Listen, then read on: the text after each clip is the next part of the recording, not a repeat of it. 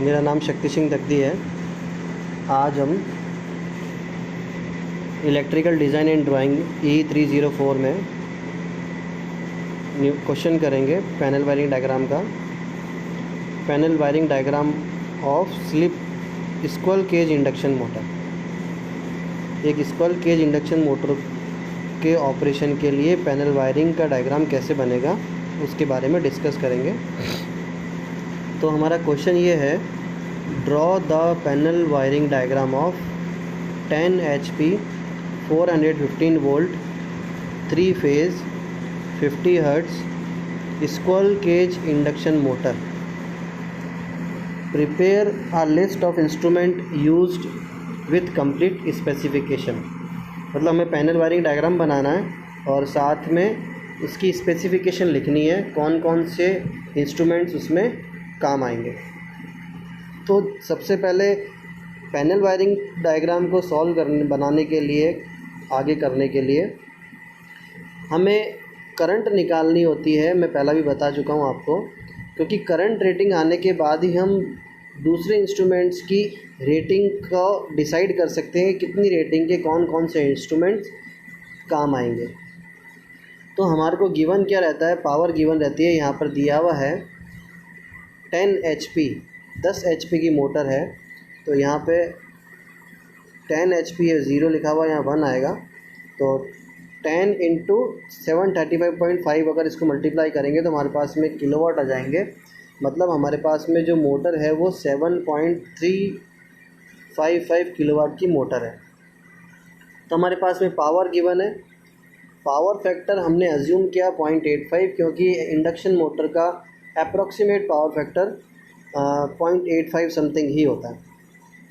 तो यहाँ से अगर हम निकालना चाहें लाइन करंट, क्योंकि लाइन वोल्टेज हमें गिवन है 415 वोल्ट और पावर दी हुई है, पावर फैक्टर हमने अज्यूम कर लिया है। तो हमारा फार्मूला जो कि होगा IL = P/√3 VL cos ∅। इन सब की अगर वैल्यू सब्सटीट्यूट करेंगे हम तो हमारे पास में रिजल्टेंट ये आएगा। पावर की वैल्यू पुट करी, √3 ये लाइन वोल्टेज और ये पावर फैक्टर। तो यहाँ से लाइन करंट आई है हमारे पास 12 एम्पियर।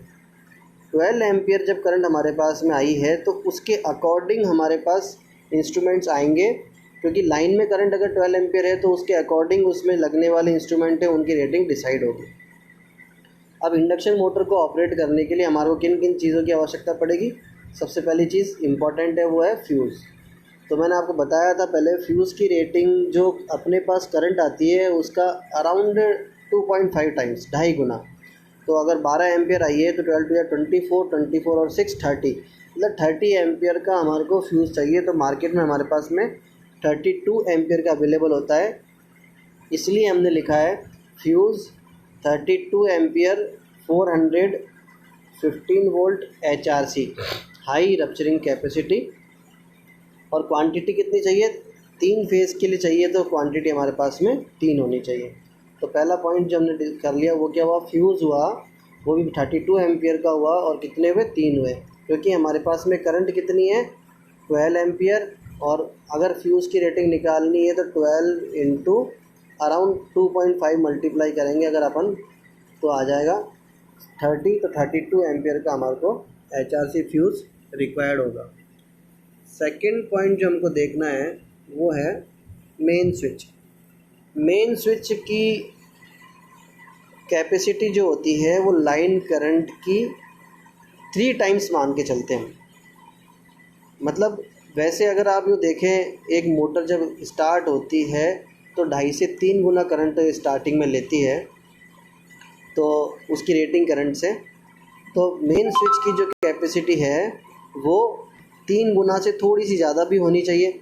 तो उससे अगर हम कैलकुलेट करें तो 12 3 = 36, 36 के बाद अगर हम 40 एम्पियर का मेन स्विच लेना चाहें तो हमारे को मार्केट में जो अवेलेबल होगा वो 63 एम्पियर का होगा। तो 63 एम्पियर का 415 वोल्ट का TPIC, triple pole iron clad, मतलब ट्रिपल पोल हमारे को काम में लेना है, क्योंकि 3 फेज़ है। तो 3 फेज़ के मेन स्विच जो हम काम में लेंगे वो कितना आएगा, 63 एम्पियर 415 वोल्ट। और क्वांटिटी कितनी होनी चाहिए, 1, क्योंकि एक ही स्विच लगेगा हमारे पास में। उसके बाद है इंडिकेटिंग लैंप।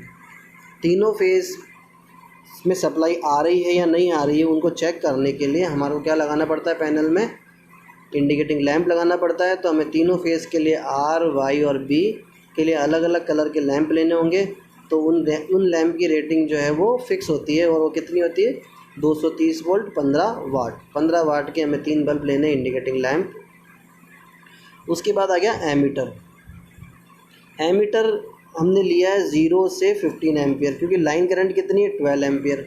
तो मैक्सिमम करंट इतनी जाएगी, लेकिन उससे ज़्यादा भी करंट जा सकती है। तो यहाँ पर हम 0 से 15 वोल्ट या 0 से 20 वोल्ट तक 20 एम्पियर तक का एमीटर काम में ले सकते हैं। और वो कौन सा लेना है, MI टाइप का लेना है, मूविंग आयरन। MI यहाँ पर लिखा हुआ नहीं है, लेकिन आपको 0 से 15 एम्पियर या 0 से 20 एम्पियर का MI टाइप का एमीटर काम में लेना है। और कितने लेने हैं, 3, क्योंकि वो हर फेज़ की अलग अलग करंट बताएंगे। उसके बाद है वोल्ट मीटर।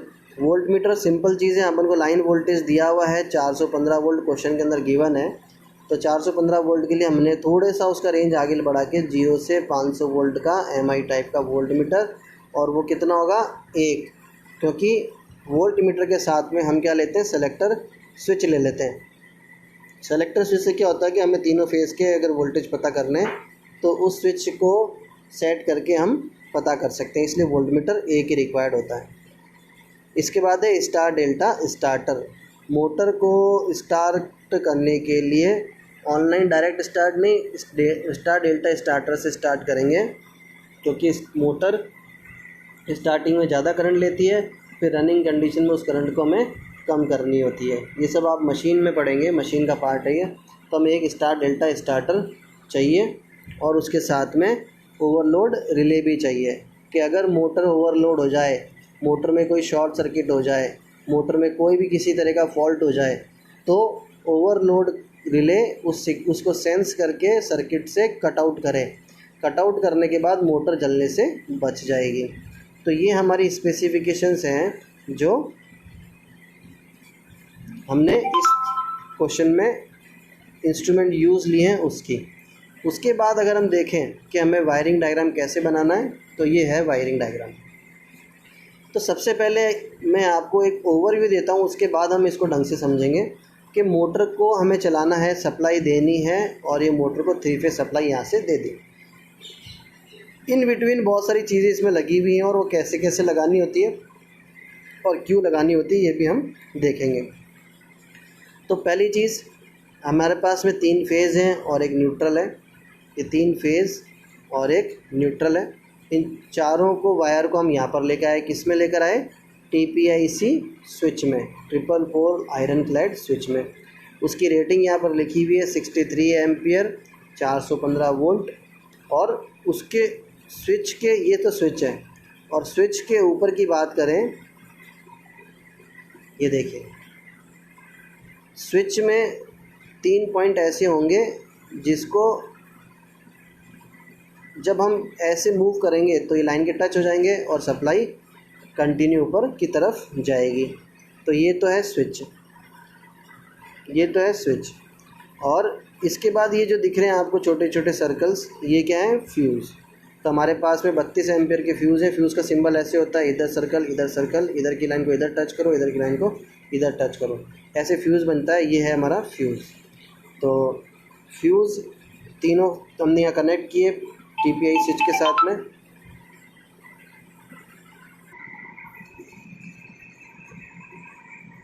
तो हमने यहाँ पर देखा कि ये फ्यूज़ 32 एम्पियर के हमने काम में लिए हैं। उसके बाद जब सप्लाई आगे जाएगी तो हमारे पास में हमने क्या देखना है कि इंडिकेटिंग लैंप काम में लिए हैं। इंडिकेटिंग लैंप जो होगा वो हर फेज़ में सेपरेट सेपरेट लगेगा। R फेज़ के लिए अलग, Y फेज़ के लिए अलग और B फेज़ के लिए अलग। इसमें ध्यान क्या देना है कि अपने न्यूट्रल वायर जो लिया है वो तो होगा कॉमन, यहाँ पर इन तीनों को इससे कॉमन से कनेक्ट किया है। तो बल्ब का एक वायर जो है वो तो कॉमन पे कनेक्ट हो गया, ये वाला और ये वाला, तीनों बल्ब का। उसके बाद जो उनका दूसरा टर्मिनल है वो पर्टिकुलर फेज़ पे जाएगा। तो ये वाला R फेज़ पे है, ये वाला Y फेज़ पे है और ये वाला B फेज़ पे है। अगर कोई भी बल्ब नहीं जल रहा होगा तो इसका मतलब उस फेज़ की सप्लाई हमारे पास में नहीं आ रही है। तो ये हो गया पायलट लैम्प। उसके बाद अगर हम देखें तो हमको एमीटर कनेक्ट करना है, और एमीटर किस में कनेक्ट होता है, सीरीज़ में कनेक्ट होता है। तो एमीटर कनेक्ट कैसे होगा, एमीटर के जो 2 टर्मिनल होंगे, फेज़ आएगा एक टर्मिनल से कनेक्ट होगा और वही फेज़ उसी सेकंड टर्मिनल से बाहर निकल जाएगा। यहाँ पर देखो ये लिंक बना हुआ है, इस लिंक में एमीटर का एक टर्मिनल यहाँ जोड़ा और दूसरा टर्मिनल यहाँ पर कनेक्ट किया। ये एक एमीटर एक फेज़ के लिए हो गया, ऐसा ही दूसरा एमीटर और ऐसा ही तीसरा एमीटर, तीनों फेज़ के लिए। क्योंकि अलग अलग फेज़ में अलग अलग टाइम पे करंट हम इंस्टेंटली चेक कर सकते हैं, इसलिए हमने तीनों एमीटर ऐसे अलग काम में लिए। उनकी रेटिंग भी यहाँ पर स्पेसिफाई करनी होती है। जब भी कोई वायरिंग डायग्राम बनाना है तो सिंबल बनाकर उसकी रेटिंग भी लिखना कंपलसरी है।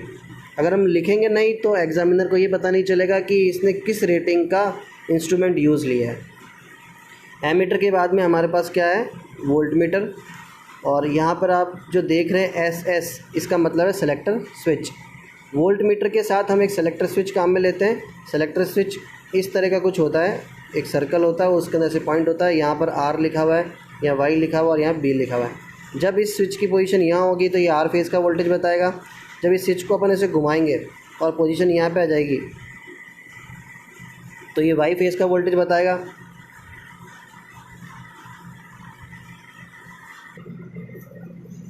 तो सेलेक्टर स्विच की जिस पोजीशन में जहाँ पर होगी तो वही का वोल्टेज हमें दिखाएगा।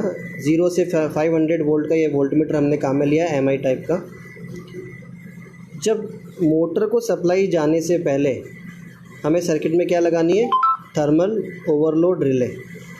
ओवरलोड रिले लगाना बहुत कंपलसरी है, क्योंकि मोटर में अगर कभी भी कोई फॉल्ट आता है या कोई शॉर्ट सर्किट होता है तो मोटर सर्किट से आउट हो जानी चाहिए। और सर्किट से आउट ऐसे नहीं होगी, उसे कोई इक्विपमेंट या कोई दूसरा इंस्ट्रूमेंट ही लाएगा, और वो कौन सा इंस्ट्रूमेंट है, वो है थर्मल ओवरलोड रिले। ये रिले क्या करेगी, उस करंट को सेंस करेगी और सेंस करने के बाद इसकी सप्लाई को कट करेगी। कट करने के लिए कंट्रोल सर्किट यहाँ पे बना हुआ है, इसको समझना ज़रूरी है। यहाँ पर देखिए ये OLR है, OLR के साथ में यहाँ पर इसका एक कॉन्ट्रैक्टर है, ये वाला कॉन्ट्रैक्टर। इस कॉन्ट्रैक्टर से एक कंट्रोल सर्किट जुड़ा हुआ है, ये वाला। जब ये कंट्रोल सर्किट काम करेगा, ये रिले सिग्नल सेंस करेगी। अगर मोटर में करंट किसी भी कंडीशन में ज़्यादा हुई तो क्या होगा, ओवरलोड रिले उसको सेंस करेगी और ये जो टर्मिनल है इसको ओपन कर देगी। ये जो कॉन्ट्रैक्टर के पॉइंट है इसको क्या कर देगी, ओपन कर देगी। ओपन करने से होगा क्या, सबसे पहले अपन ये देखें। अब यहाँ से फेज़ आ रहा है, यहाँ से एक फेज़ आ रहा है और वो इधर आया, यहाँ से एक आया ऑफ बटन। ऑफ बटन कौन सा होता है, जिसके दोनों टर्मिनल के कॉन्ट्रैक्टर ऐसे टच में रहता है, उसे बोलते हैं ऑफ बटन। मतलब जब इसको पुश करेंगे तो ये यहाँ से ओपन हो जाएगा, इस वाले पॉइंट से और इस वाले पॉइंट से दूर हो जाएगा, मतलब सर्किट ओपन हो जाएगा।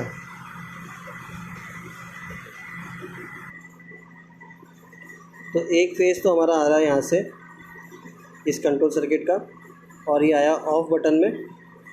ऑफ बटन जिसके दोनों टर्मिनल पे ये कॉन्ट्रैक्टर चिपका रहता है। जब इसको पुश करेंगे तो ये सर्किट को ब्रेक करता है। ये जो कॉन्ट्रैक्टर है ये किसका है, OLR का। ये करंट इसमें से जाएगी और ये इसमें से जाएगी, नो वोल्ट रिले में से जाएगी। अब हमारे पास में क्या चीज़ है, ये है स्टार डेल्टा स्टार्टर। ये जो पूरा dot dash dash dash line दिख रही है, ये पूरा क्या है हमारे पास में, स्टार्टर है। जब मोटर को स्टार्ट करना है तो ये हैंडल ऐसे ऊपर की तरफ घूमेगा और इस मैग्नेट की तरफ आएगा और इस मैग्नेट से चिपक जाएगा। जब इसके मैग्नेट से ये चिपक जाएगा यहाँ पर, तो मोटर स्टार्ट रहेगी, चलती रहेगी। इन केस मोटर में अगर करंट ज़्यादा आती है तो किस में से करंट फ्लो होगी, इस NVC में से, नो वोल्ट कॉइल में से फ्लो होगी।